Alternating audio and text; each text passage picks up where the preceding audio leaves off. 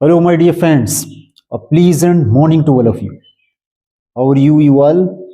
I hope you all will be fine and quite well, enjoying a lot. So, friends, you all are most welcome in my channel English Zuban, myself, Siaula. And today, friends, I will tell you about some common words which is very important, which is very necessary for you and for us too. Okay, friends, you can see this side. These words are very important as long as soon as, no wise, otherwise and before. इनका बहुत ज़्यादा use किया जाता है English में और आप लोग भी अपने सेंटेंसेस में बहुत ज़्यादा यूज़ करते हैं। तो इनको बताते हैं कैसे बहुत अच्छे से यूज़ किया जाता है।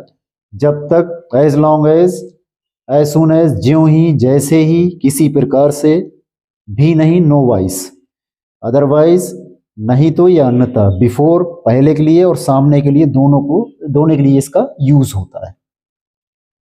तो first one, as long as, जब तक मैं यहां हूं आप कुछ भी पूछ सकते हैं। As long as I am here, as long as I am here, you can ask anything. Okay, as long as I'm here you can ask anything. जब तक मैं यहां हूं आप कुछ भी पूछ सकते हैं। इस तरीके से आपको as long as का यूज करना है।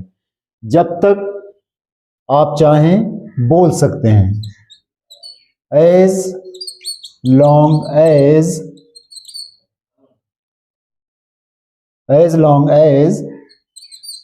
you wish to speak, can speak.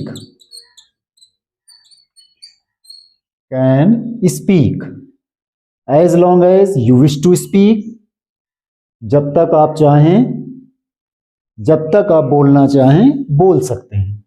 as long as you wish to speak, can speak. जब तक आप बोलना चाहें बोल सकते हैं। जब तक आप पढ़ाना चाहें पढ़ा सकते हैं। as long as you want to teach, can teach. Okay, like this. जब तक मैं यहां हूं आप कुछ भी पूछ सकते हैं। जब तक मैं यहां हूं आप कुछ भी कह सकते हैं। जब तक मैं यहां हूं आप कुछ भी समझा सकते हैं। Like this you have to use this word. Okay, as long as I am here you can ask anything. As long as I am here you may ask any types of the question. As long as I am here you can make me understand anything. As long as I am here you can tell me anything. Okay, like this आपको ये word use करना है। as long as, after that as soon as, ज्यों ही यानी कि जैसे ही। ज्यों ही का मतलब होता है जैसे ही। जैसे हिंदी में सेंटेंस हो आपका, जैसे ही मैं बाहर आया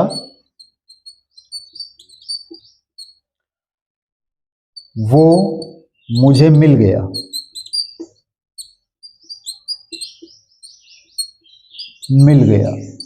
ओके, जैसे ही यानी कि ज्यों ही मैं बाहर आया वो मुझे मिल गया। जैसे ही मैं बाहर आया वो मुझे मिल गया। तो कैसे बनाएंगे? एज सून एज का यूज करेंगे। As soon as I came out वह मुझे मिल गया। He got me, he met me. इस तरीके से बना सकते हैं आप। जैसे ही मैं बाहर आया वह मुझे मिल गया। जैसे ही मैं बाहर निकला बारिश होने लगी। कैसे बनाएंगे? ज्यों ही मैं बाहर निकला बारिश होने लगी। As soon as I came out came out, it began to rain.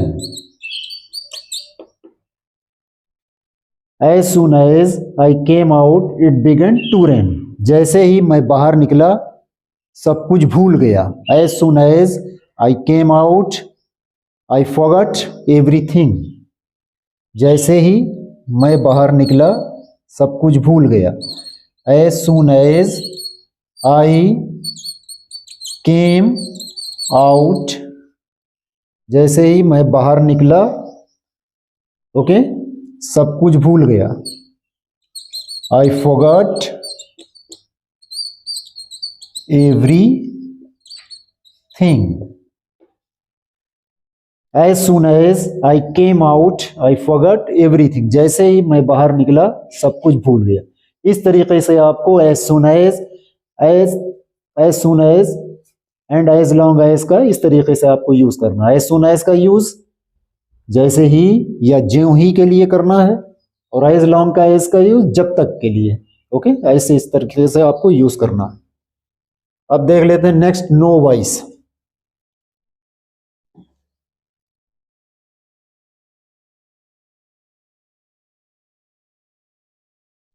Next one आप देख सकते हैं तो नो वॉइस, किसी प्रकार से भी नहीं. ओके, बहुत आसान होता है इसका यूज. नो वॉइस बहुत अच्छा, बहुत ही प्यारा वर्ड है. This word is a very beautiful word. And how you have to use this one, the use of this word is very easy and very useful. Nowise, किसी प्रकार से भी नहीं. ओके, नो वॉइस का mean किसी प्रकार से भी नहीं. नो वॉइस बहुत सिंपल में, nowise you can solve this question. Okay, no voice you can solve this question. किसी प्रकार से भी आप ये सवाल हल नहीं कर सकते हैं, सवाल नहीं लगा सकते हैं. इस तरीके से nowise. Nowise you can do this. Okay, nowise you can do this. किसी प्रकार से भी नहीं, ये आप किसी प्रकार से भी नहीं कर सकते हैं. Nowise can do this. Okay, no voice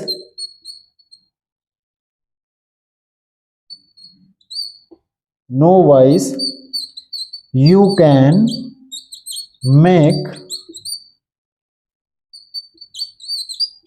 understand him. Nowise you can make understand him, किसी प्रकार से भी आप उसको समझा नहीं सकते हैं. ठीक है, तो nowise you can make understand him. इसमें नॉट लगाने की जरूरत नहीं होती है. जब यहाँ नो वॉइस लिख दिया गया है, यहाँ नो लगा हुआ है, तो अगले सेंटेंस में नॉट की कोई जरूरत नहीं पड़ती है. इसलिए ये सिंपली अफर्मेटिव में ही बन जाता है. Nowise you can do this. Nowise you can solve this question.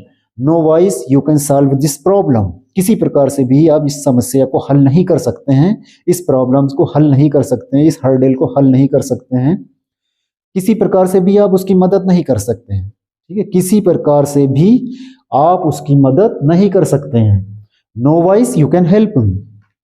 कैसे बनाएंगे, that is nowise you can help him.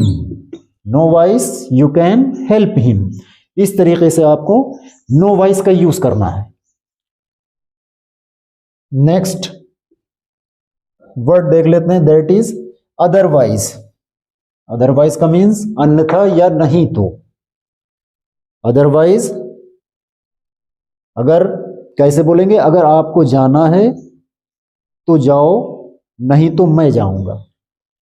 तो कैसे बनाएंगे, if you wish to go so go. If you wish to go so go या then go लगा सकते हैं. If you wish to go then go. Otherwise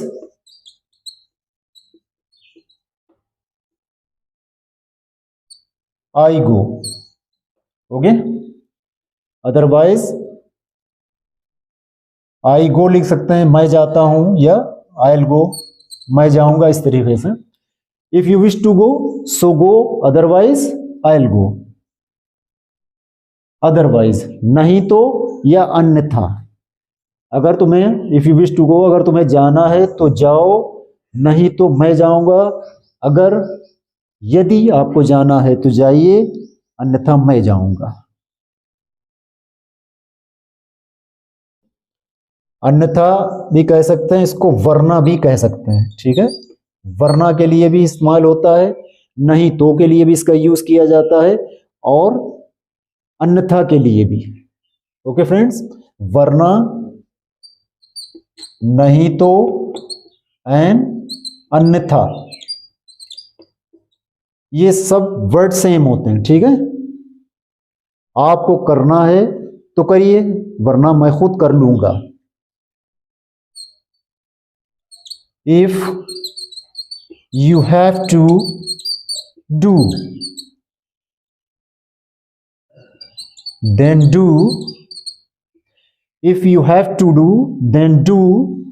Otherwise, कैसे इसका use करेंगे? Otherwise, I'll do myself.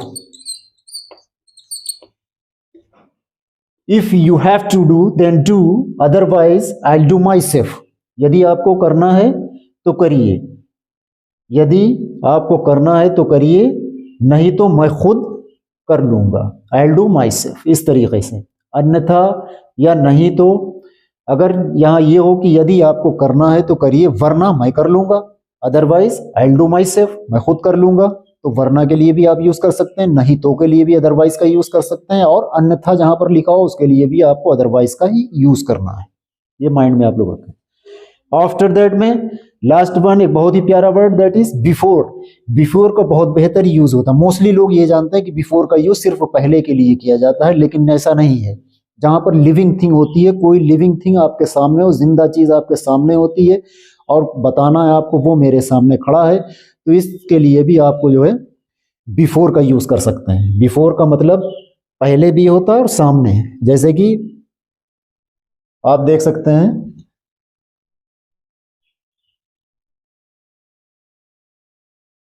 सामने के लिए बिफोर का यूज, वो मेरे सामने खड़ा है, वह मेरे सामने खड़ा है। ओके, वह मेरे सामने खड़ा है कैसे बनाएंगे? He is standing before me,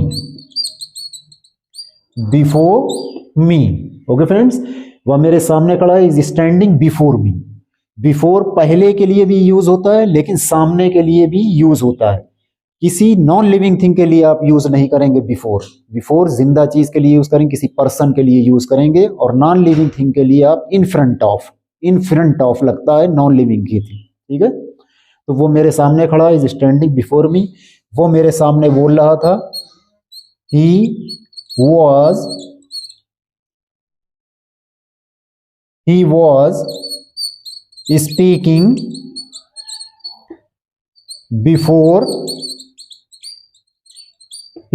speaking before me। वह मेरे सामने चिल्ला रहा था, he was crying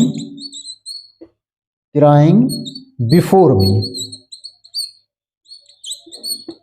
He was crying before me, वो मेरे सामने रो रहा था। He was weeping before me, वो मेरे सामने डांट रहा था। He was scolding before me, वो उसके सामने दौड़ रहा था। He was standing before him।